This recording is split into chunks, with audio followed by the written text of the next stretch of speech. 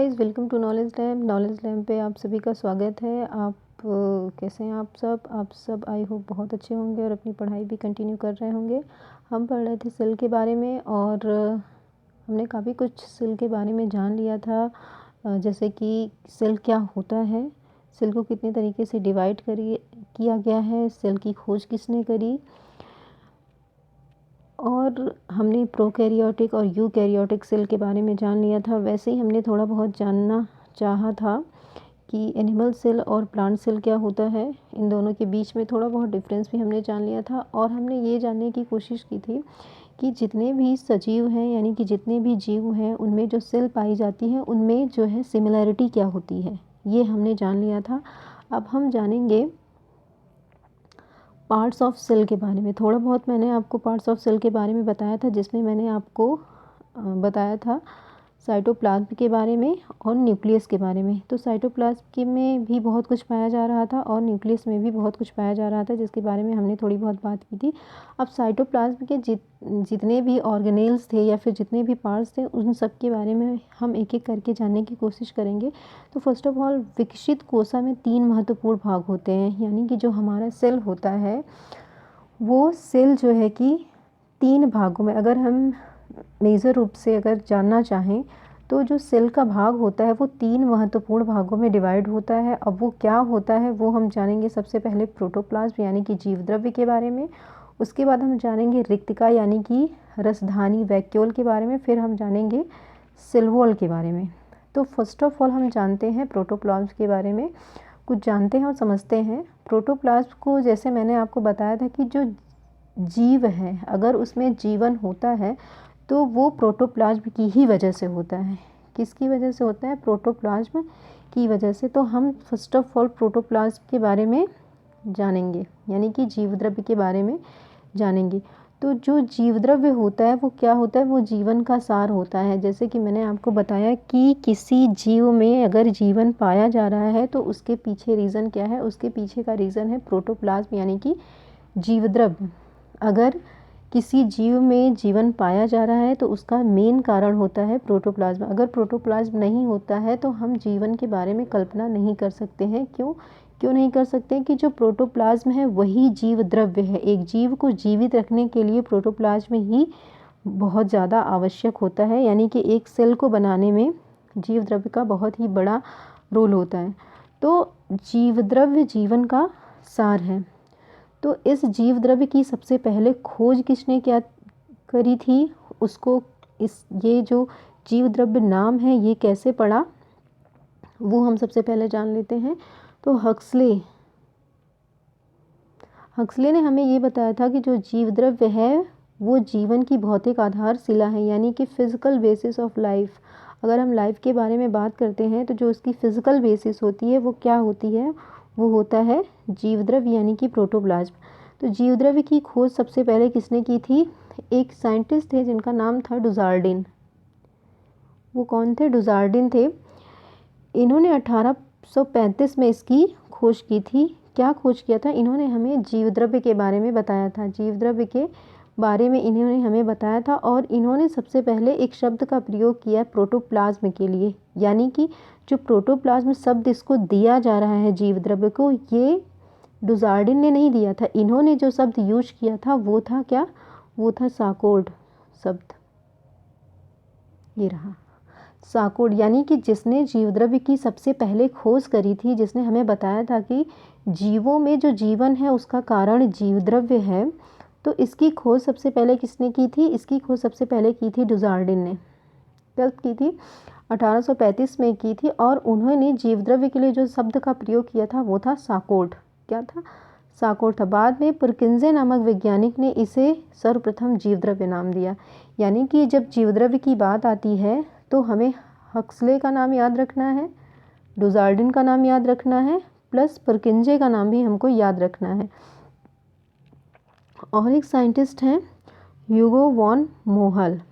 ठीक है, इन्होंने क्या किया था? इन्होंने पादप कोशिका में जीव द्रव्य के बारे में बताया था, यानी कि इन्होंने पादप कोशिका में जो जीव द्रव्य पाया जा रहा था उसका वर्णन किया था। इन्होंने बहुत अच्छी तरीके से उसके बारे में स्टडी करी और उसके बाद बताया कि जो पादपों में यानी कि जो प्लांट्स होते हैं उनमें जो जीव द्रव्य जो प्रोटोप्लाज्म पाया जा रहा है वो क्या होता है, कैसे होता है। तो जो 4 साइंटिस्ट हैं, हेक्सले, डुजार्डिन एंड पुकिंजे, फिर उसके बाद है वॉगो वन मोहल, इन चारों ने हमको जीव द्रव्य के बारे में बताया था। अब वो क्या बताया था, हक्सले ने सबसे पहले इसे क्या कहा था, जीव द्रव्य को इन्होंने कहा था, इन्होंने ये एक स्टेटमेंट दिया था कि जो प्रोटोप्लाज्म होता है वो फिजिकल बेसिस ऑफ लाइफ है, ठीक है, यानी कि जीवन की जो भौतिक आधारशिला होती है वो क्या होता है, वो जीव द्रव्य। 1 नंबर के क्वेश्चन में ये पूछता है कि what is the physical basis of life, तो उसमें आपका आंसर होगा प्रोटोप्लाज्म। और आप खुद से जो है कि क्वेश्चन जनरेट अगर करेंगे तो उसमें आपका ये क्वेश्चन बनेगा कि जो जीव द्रव्य होता है उसकी खोज किसने करी थी। तो सबसे पहले जीव द्रव्य की खोज किसने की थी, डुजार्डिन ने की थी। कब की थी, 1835 में। और उन्होंने जीव द्रव्य को जो नाम दिया था वो क्या था, वो शाकोट था। बाद में परकिंसे 1837 नामक वैज्ञानिक आए जिन्होंने जीव द्रव्य को प्रोटोप्लाज्म का यानी कि जीव द्रव्य को जीव द्रव्य कहा, यानी कि जो डुजार्डिन ने इसके लिए शब्द प्रयोग किया था वो साकोट था, बट जीव द्रव्य के लिए जीव द्रव्य यानी कि प्रोटोप्लाज्म जो नाम दिया गया है वो किसके द्वारा दिया गया है, परकिंसे के द्वारा 1837 में। यानी कि इसकी खोज जो है वो कर ली गई थी 1835 में, बट जो जीव द्रव्य नाम है ये इसको कब मिला, ये मिला 1837 में, परकिंसे ने इसको ये नाम दिया। फिर उसके बाद वॉगो वन मोहल आए। इन्होंने क्या किया, इन्होंने पादपों के कोशों में जीव द्रव्य का वर्णन किया और इसके महत्व को हमें बताया। अब हम जानते हैं फिजिकल प्रॉपर्टीज़ के बारे में, यानी कि जो जीव द्रव्य होता है उसकी जो फिजिकल प्रॉपर्टीज़ होती हैं वो क्या क्या होती हैं। तो जब हम सबसे पहले इसको सूक्ष्मदर्शी यानी कि माइक्रोस्कोप से जब देखेंगे तो हमें कैसे दिखेगा, ये हमें दिखता है स्वच्छ, रंगहीन, चिपचिपा टाइप का ये दिखलाई देता है। कैसा होता है, ये कुछ जेली लाइक स्ट्रक्चर होता है, जिलेटेनियस होता है, जैसे कि जेल होता है उसी तरीके का ये क्या होता है, कलरलेस होता है, जेली लाइक होता है, जिलेटेनियस होता है, यानी कि चिपचिपा होता है।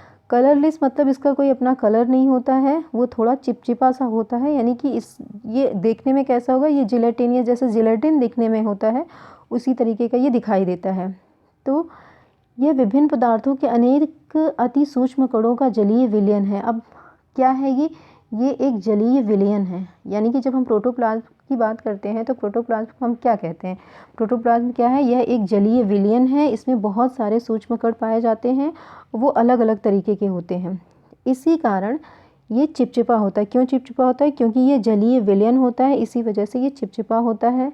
लचीला होता है यानी कि इलास्टिक होता है, कणिका में यानी कि ग्रैनुलर दिखलाई देता है। इसे हम क्या कर सकते हैं, इसे हम धागे के समान खींच सकते हैं, जो छोड़ने पर पुनः अपने स्थान पर वापस आ जाता है, ठीक है। इसमें एक या विभिन्न प्रकार की अनेक रिक्तिकाएं यानी कि वैक्यूल्स होने के कारण ये कैसा दिखाई देता है, ये हमें दिखाई देता है फेन युक्त। जैसे साबुन का झाग होता है उसी तरीके से ये हमें फेन युक्त दिखाई देता है। क्यों दिखाई देता है, बिकॉज ऑफ क्या प्रेजेंट होता है इसमें, रिक्तिकाएं यानी कि वैक्यूल्स पाए जाते हैं। यह बाह्य उत्तेजनाओं जैसे कि गर्मी, बिजली के आघात, रासायनिक पदार्थों से अनुक्रिया करता है, यानी कि उनके प्रति ये रिएक्टिव होता है, यानी कि जो जीव द्रव्य होता है उसमें उत्तेजनशीलता का जन्मजात लक्षण होता है।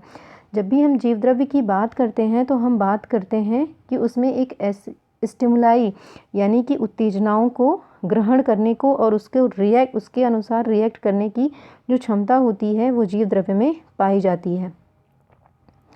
अब हमने ये जाना कि जीव द्रव्य होता क्या है। ये एक जो है कि फिज़िकल प्रॉपर्टीज़ होती है, यानी कि फिज़िकल बेसिस ऑफ लाइफ होता है जीव द्रव्य। जीव द्रव्य कैसा होता है, रंगीन होता है, चिपचिपा होता है, और ये कैसा दिखाई देता है, जिलेटिनियस स्ट्रक्चर के रूप में दिखाई देता है। अब ये चिपचिपा और रंगहीन जेली लाइक इसलिए दिखाई देता है क्योंकि ये एक जलीय विलयन होता है। ये विस्कोस यानी कि चिपचिपा, लचीला, इलास्टिक और कणिकामय ग्रैनुलर ऐसा होता है। इसको हम धागे के समान खींच सकते हैं, जैसे स्प्रिंग होता है उसको एक बार खींचने पे वो मतलब प्रसार में आ जाता है, जैसे हम उसको छोड़ते हैं तो वो अपने पूर्व स्थिति में आ जाता है। ठीक उसी प्रकार से प्रोटोप्लाज्म भी होता है। तो इसमें विभिन्न प्रकार की रिक्तिकाएं पाई जाती हैं, दैट्स वाई ये हमें कैसे दिखता है, ये हमें झाग की तरह दिखता है, यानी कि फेन युक्त दिखता है। तो हमने जीवद्रव्य के बारे में, उसकी फ़िज़िकल जो प्रॉपर्टीज़ होती हैं उसके बारे में हमने जाना। उसकी जो फ़िज़िकल प्रॉपर्टीज़ होती हैं वो क्या होती हैं, इसकी खोज किसने की, कौन कौन वैज्ञानिकों का इसमें योगदान रहा, ये हमने जाना।